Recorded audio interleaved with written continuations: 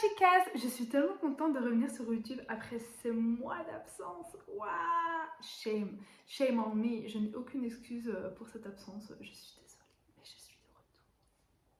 J'espère que vous allez bien en tout cas et bienvenue sur ma chaîne. Bienvenue, ici on va essayer l'objectif de cette chaîne est de devenir la meilleure version de soi-même, de s'aimer, de s'accepter. Dans cette vidéo, on va parler des red flags en amitié. Je pense que c'est important et qu'on n'en parle pas assez parce qu'on a tendance à rester dans une relation amicale qui est toxique et qui nous tire vers le bas, alors que les amitiés, je le souligne, sont censées nous tirer vers le haut. Mais c'est pas le cas, c'est pas tout le temps le cas.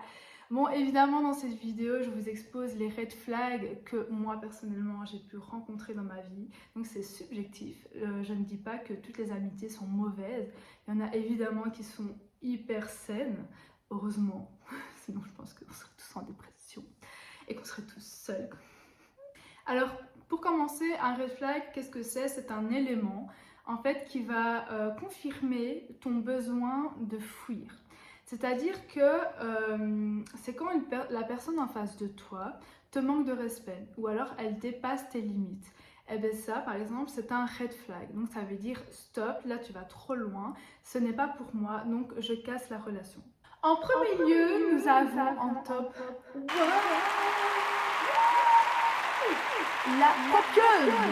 Toi, celle qui ne sait pas le mot, ne connaît pas le mot dans son répertoire de s'inspirer, mais plutôt elle l'a remplacé par le mot copier de A à Z. Il y a une différence entre s'inspirer de quelqu'un, parce que moi aussi, évidemment, je m'inspire de quelqu'un, je m'inspire d'autres personnes, mais je ne copie pas de A à Z la personne. Et tout le monde est inspiré par tout le monde, ce qui est normal.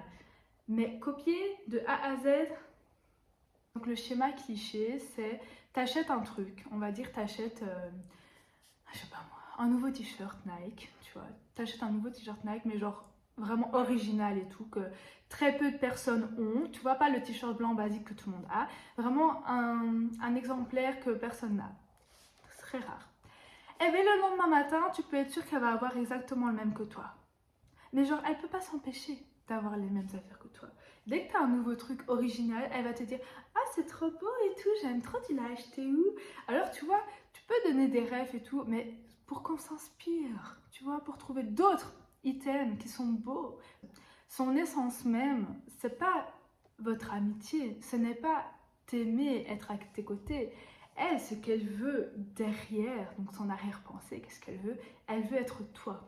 Donc, si tu as une amie ou une personne dans ton entourage qui, dès que tu fais un geste, il fait pareil, mon next, poubelle. Voilà, poubelle. Deuxième position, nous avons, on appelle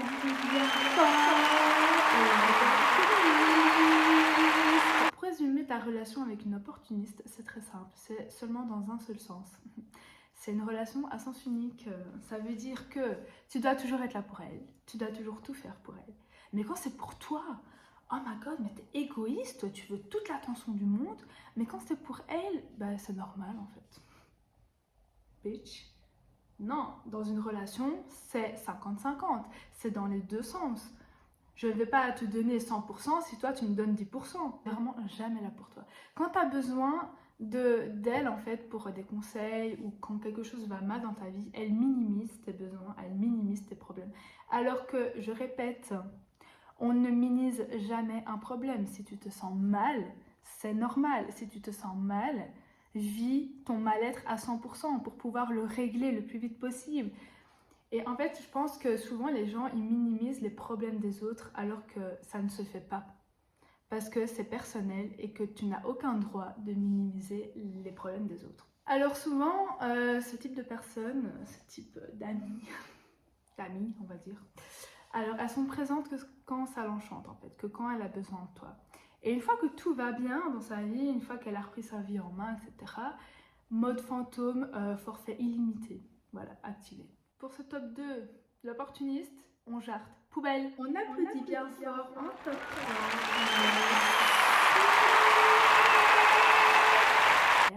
Leur activité favorite, c'est la critique, le jugement, voilà, le rejet.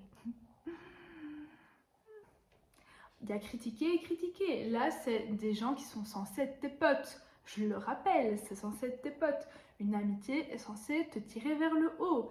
Alors oui, je peux te faire des critiques pour te construire, pour que ce soit des critiques productives, constructives. Mais quand c'est des critiques juste pour te rabaisser, il n'y a aucune excuse, c'est poubelle. Les snakes, donc les serpents, si tu ne sais pas parler anglais.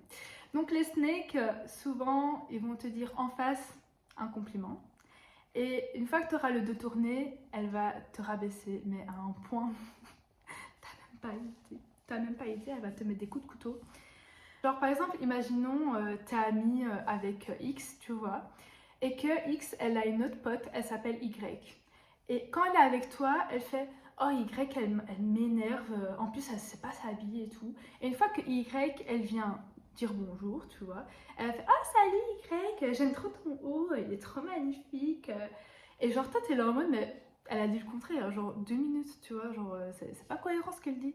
Eh ben si elle fait ça avec sa pote X, Y, bref t'as compris, avec l'autre, elle fait pareil avec toi.